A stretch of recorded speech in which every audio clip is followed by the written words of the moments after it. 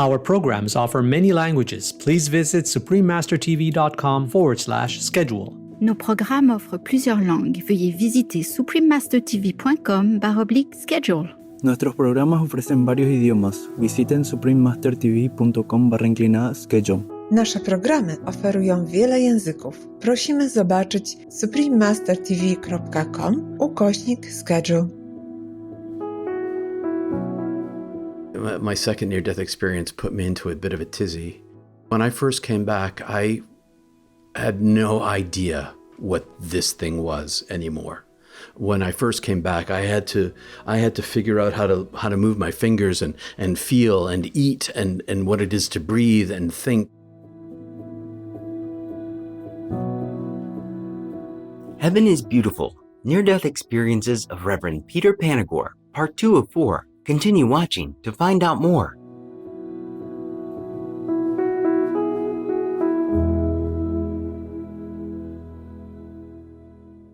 Guten Tag, Grüß Gott means good day and God bless you in German.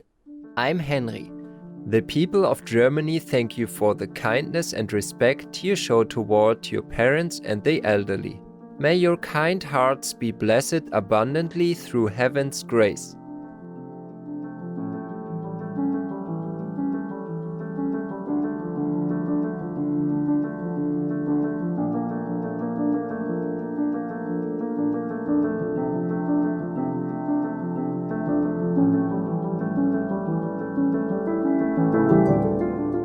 Welcome to part 2 of our 4-part series, Heaven is Beautiful, Near-Death Experiences of Reverend Peter Panagore.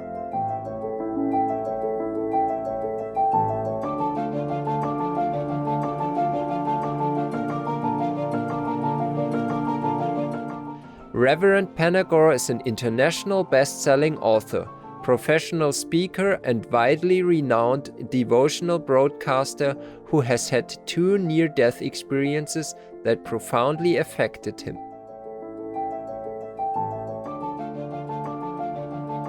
On today's show, he describes how his second NDE redirected his life. When I cause people pain, I now know that I'm going to be forgiven, which doesn't give me permission to hurt people. It's just the opposite of that. Knowing that God is all love makes me aspire to be the best that I can be. It makes me understand that every time I love someone else or have an action of kindness, that it's an accumulation inside myself of the treasure of heaven. So in my body now, I reoriented my life completely. I changed the course of my career. I changed the class, the graduate program I was going to go into. I ended up going into ministry, which is from my point of view, a servant sort of living. It's a profession of compassion. And so I try to live as compassionately as I possibly can. I'm willing to stand up when I have to stand up to be courageous, but only in the servanthood of love, not for self-serving purposes.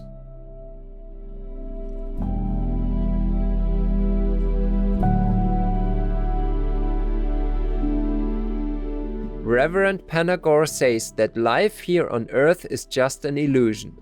He next shares why he believes this is so.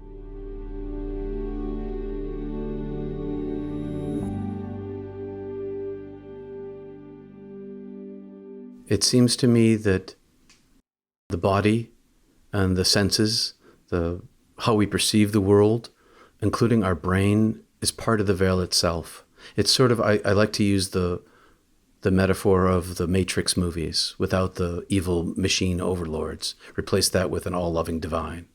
The whole universe is an illusion. It's a place where we live, but it's not what we are.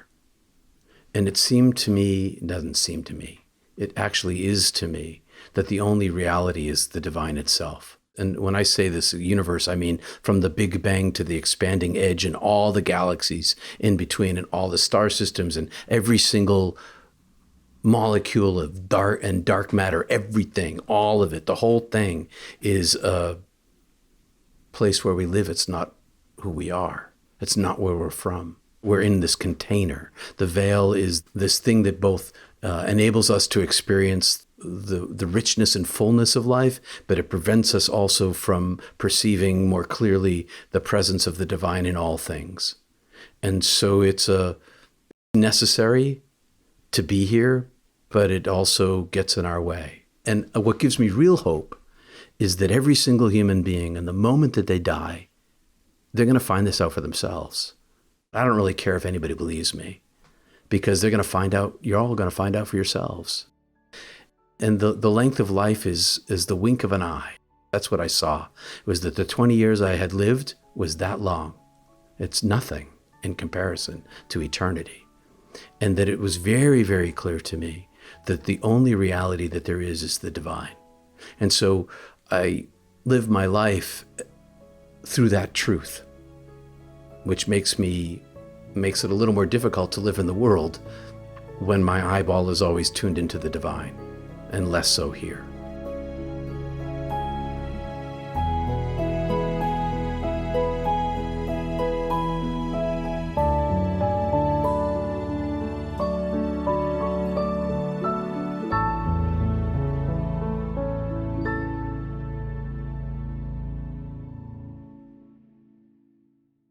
Reverend Peter Panagore has had 2 near-death experiences during his lifetime. In both instances, when he returned to life on Earth, he suffered through a long and difficult period of adjustment.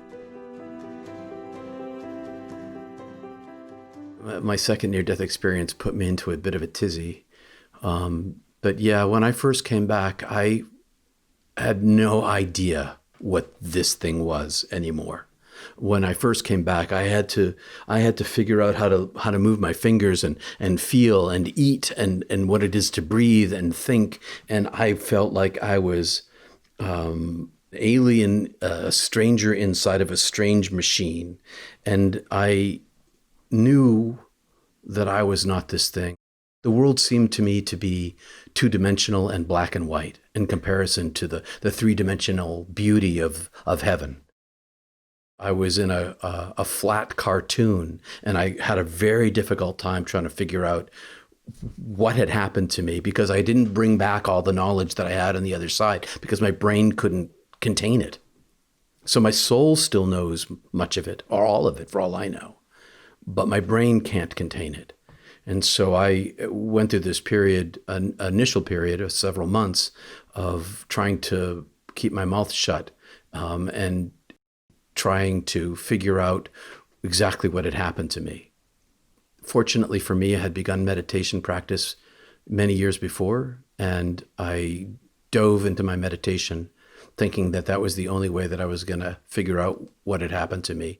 I went into a long-term depression, probably 10 years of utter sadness and longing for the oneness of being. I know that I chose to come back, but I was very angry at God for having sent me back without more information, because there was this roaring lion inside of me screaming at me all the time without language. Speak about this, tell about this. And I didn't have any language for it, and I didn't want to talk about it.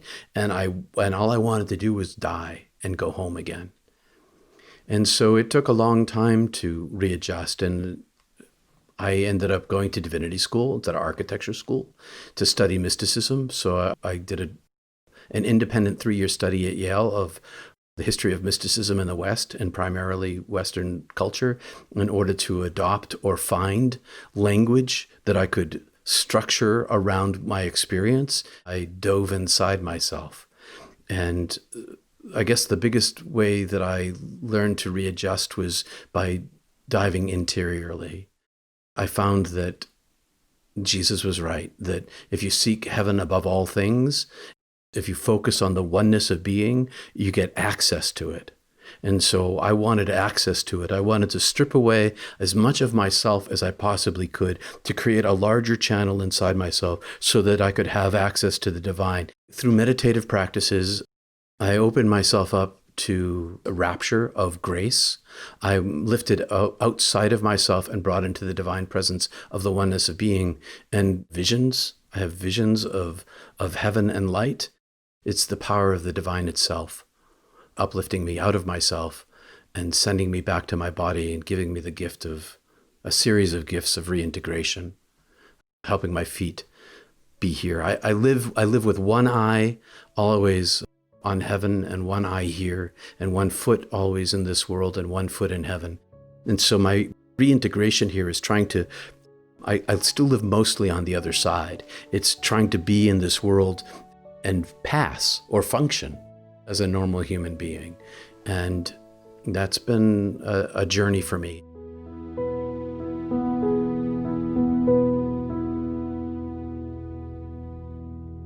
He tells us about the angel he met during his NDE.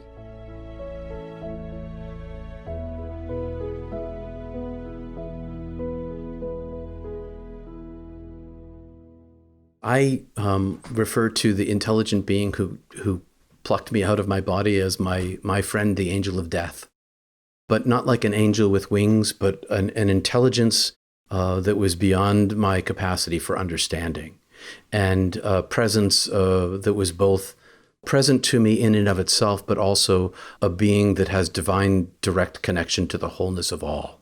And when I died the second time, in 2015 of a heart attack, the same angel of death came for me. Only this time, I knew the angel. I already knew what was going on. I was dying, and there's the angel of death. Come home, it's your time to come home. It seems to me that angel is always with me. And never not with me, and has always been with me. So I think that some people perceive angels and some people don't. Some people hear them, some people are saved by them, some people hear don't turn left here, and you don't turn left and a semi-trailer truck misses you. That kind of stuff happens all the time.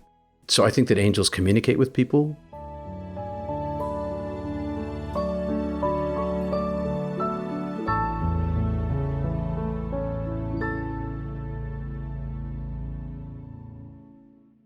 Many thanks, Reverend Peter Panagore, for sharing your inspiring story with us.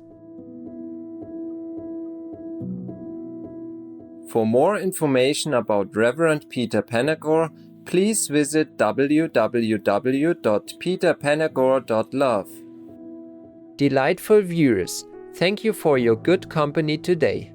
Please join us again on Saturday, July 11 for Heaven is Beautiful, Near-Death Experiences of Reverend Peter Panagore, Part 3 of 4.